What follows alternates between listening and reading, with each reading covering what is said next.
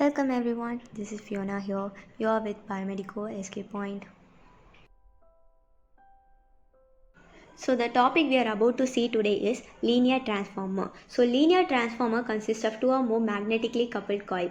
ஒரு linear transformer எடுக்கும்போது 2 இல்லைன்னா அதுக்கு மேலே உள்ள மேக்னெட்டிக் கப்பிள் காயில் இருக்கும். இங்கே நம்ம எடுத்துக்கூடிய டிரான்ஸ்ஃபார்மருக்கு 2 காயில் தான் இருக்குது. ஸோ 2 காயிலில் வால்டேஜ் சோர்ஸ் கூட டைரெக்டாக லிங்க் ஆகிருக்கக்கூடிய காயிலை வந்து நம்ம ப்ரைமரி வைண்டிங்னு சொல்லுவோம். லோட் கூட டைரெக்டாக லிங்க் ஆகிருக்கக்கூடிய காயிலை வந்து செகண்டரி வைண்டிங்னு சொல்லுவோம்.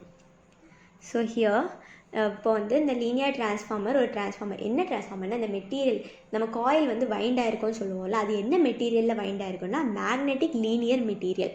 இது வந்து கான்ஸ்டண்ட்டாக ஒரு மேக்னெட்டிக் பெர்மியபிலிட்டியை நமக்கு கொடுத்துட்டே இருக்கும். ஸோ லீனியர் டிரான்ஸ்ஃபார்முடைய சர்க்யூட் டயக்ராம் நம்ம கீழே கொடுத்துருக்கோம். ஸோ இங்கே வந்து ஒரு சைடு வந்து சோர்ஸ் இருக்குது, ஒரு சைடு லோட் இருக்குது. ஸோ விஎஸ் வந்து நம்மளுடைய வால்டேஜ் சோர்ஸ், இசட் வந்து எல் வந்து நம்மளுடைய லோட், R1 அண்ட் R2 வந்து ரெசிஸ்டன்ஸ். ஓகே, நெக்ஸ்ட் வந்து இந்த டிரான்ஸ்ஃபார்மரை வந்து நம்ம வந்து லீனியர் ஃப்ளெக்ஸ் கரண்ட் ரிலேஷன்ஷிப் இருக்கிறதுனால லீனியர் டிரான்ஸ்ஃபார்மர்னு சொல்லிக்கலாம். ஒய்ட்லி நம்ம இதை எதுக்கு யூஸ் பண்ணுவோம்னா ஹையர் ஃப்ரீக்வன்சிஸ் அப்புறம் ரேடியோ ஃப்ரீக்வன்சிஸ் இருக்கக்கூடிய இடத்துல நம்ம வந்து லீனியர் டிரான்ஸ்ஃபார்மரை அப்ளை பண்ணிக்கலாம். ஸோ இப்போ கீழே இருக்க டயக்ராமை பார்க்கும்போது நமக்கு எப்படி தெரியும்னா ஒரு சைடு வந்து அதாவது ப்ரைமரி சைடு இருக்குல்ல, நம்மளுடைய ப்ரைமரி காயில் இருக்கக்கூடிய சைடில் ஃப்ளோ ஆகக்கூடிய கரண்ட் வந்து I1, செகண்டரி காயில் இருக்கக்கூடிய சைடில் ஃப்ளோ ஆகக்கூடிய கரண்ட் வந்து I2. ஸோ இந்த 2 டயக்ராம் வச்சு நம்ம நெக்ஸ்ட் என்ன எழுத போகிறோம்னா KVL எழுத போகிறோம். That is Kirchhoff's voltage rule. So KVL apply பண்ணி primary coil and secondary coil நம்ம எழுதிக்கலாம். அதாவது input is equal to output நம்ம எழுதுவோம்ல, அந்த மாதிரி எழுதிக்கிறோம். எழுதி முடிச்சுட்டு ஸோ ஹியர் செகண்ட் ஈக்குவேஷனை யூஸ் பண்ணி I2 உடைய value கண்டுபிடிச்சிக்கலாம்.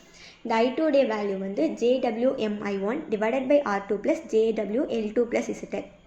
Next again let's substitute third equation in first equation.